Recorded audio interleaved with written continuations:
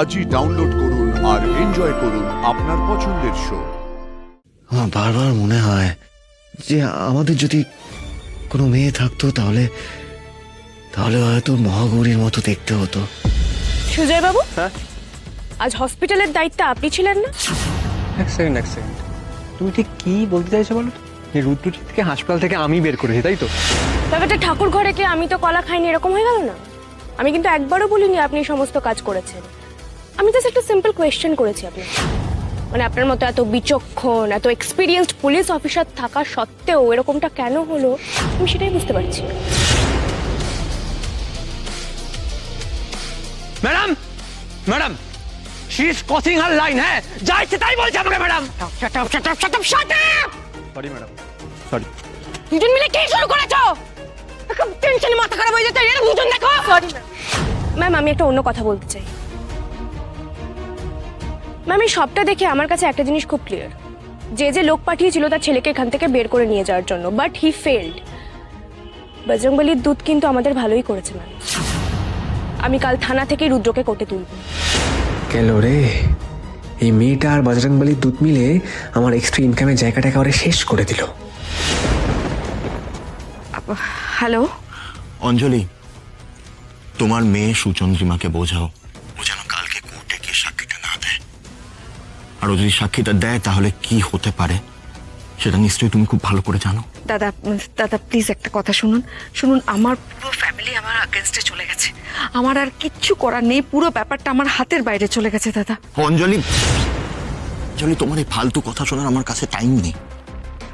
তুমি মহাগৌরীকে ভালো করে ব্যাপারটা সম্বন্ধে পুরোপুরি বোঝাও, ওকে কনভিন্স করো ও যেন ঝামেলাটা মিটিয়ে নেয়। আপনার কি মনে হচ্ছে আমি ওদের বোঝাইনি? আমি ওদের প্রচুর বুঝিয়েছি। আই এম সরি দাদা, মহাগৌরী আর আমার কোনো কথাই শুনবে না। বেশ, তাহলে কিন্তু এবার আমাকে আমার মতন করে ব্যাপারটা বুঝে নিতে হবে।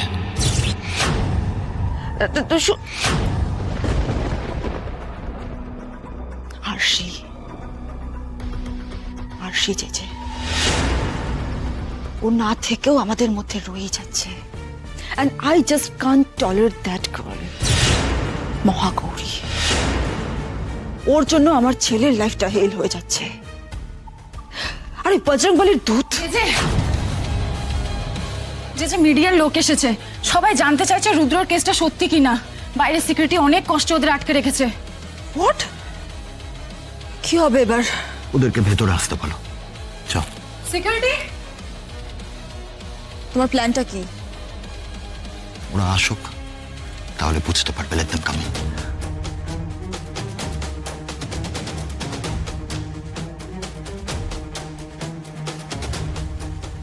বলুন, কি জানতে চান আপনারা?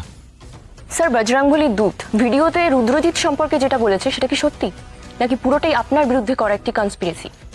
এই পুরোটা আমার বিরুদ্ধে করা একটা কনস্পিরেসি। আমার ছেলে রুদ্রজিৎ, হি ইজ ইনোসেন্ট।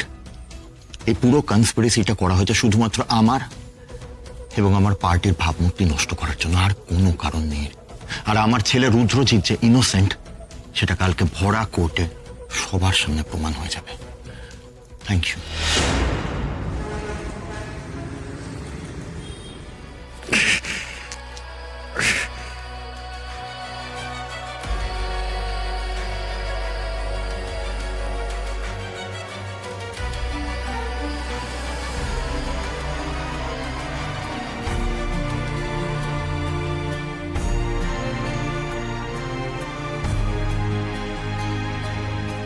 সে আমি জানি না তুমি কোথায় আছো, আমাদের সন্তান কোথায় আছে,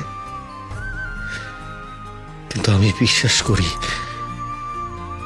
তোমরা যেখানেই থাকো না কেন তোমাদের সঙ্গে আমার ঠিক দেখা হবে। বজরংবলী আমাদের এত বড় শাস্তি দিতে পারেন না।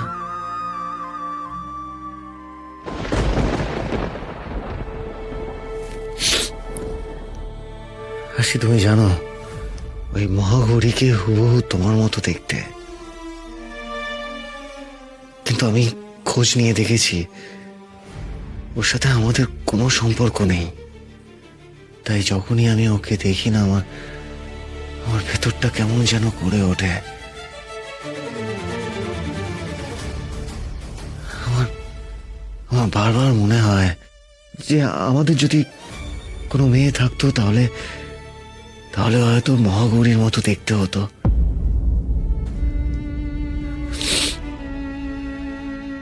ওকে তোমার মতো দেখতে তো, তাই বারবার বারবার আমি ওর কাছে ছুটে যাই।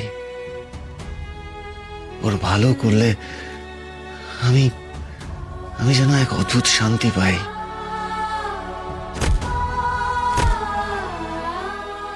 মনে হয় যেন আমি আমার সন্তানের ভালো করছি। আমি চেষ্টা করব, আমি সব সময় চেষ্টা করব মহাগৌরীকে সব দিক থেকে প্রোটেক্ট করতে, যেভাবেই হোক।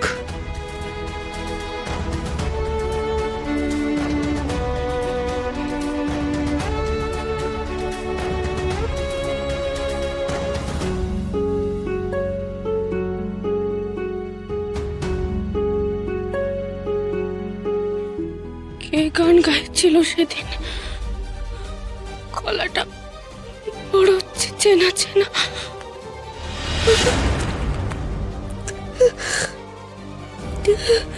কে কে কে গান গাইছিল? গলাটা বড় চেনা চেনা লাগে। কে গান গাইছিল? চল চল।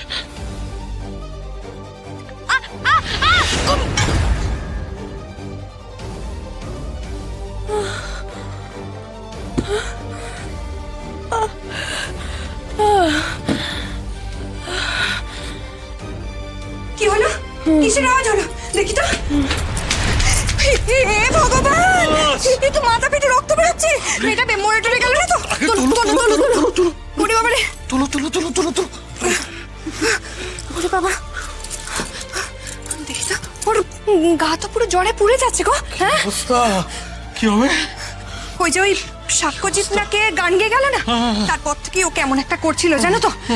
আর আর এখন এই অবস্থা, কি করবো এখন? শোনো, ওকে ওরকম ফেলে রাখা যাবে না। হ্যাঁ, এক্ষুনি হাসপাতাল নিয়ে যেতে হবে, আর এক্ষুনি চিকিৎসা করে ওকে সুস্থ করে তুলতে হবে। সামনে এক গাদা শো। শোনো না, আমি বলি কি, ওর যে অবস্থা দেখছি না, ওকে এখানে কোনো হসপিটালে ফেলে রাখলে হবে না। আমরা না কালকে সকাল হলেই ওকে নিয়ে কলকাতায় যাবো, ওখান থেকে ওর ট্রিটমেন্ট করাতে হবে। কলকাতা? হ্যাঁ, ঠিক বলেছো, ঠিক বলেছো। কে গান গেয়েছিল? বড় চেনা চেনা গলা। ওই দেখো, একই কথা বলছি। আচ্ছা এখন ছাড়ো, এখন তুমি যাও, তুমি গিয়ে তুলোটা নিয়ে এসো, রক্তটা তো মোছাতে হবে। যাও যাও যাও। দাঁড়াও। উফ, কি বিপদে পড়লাম।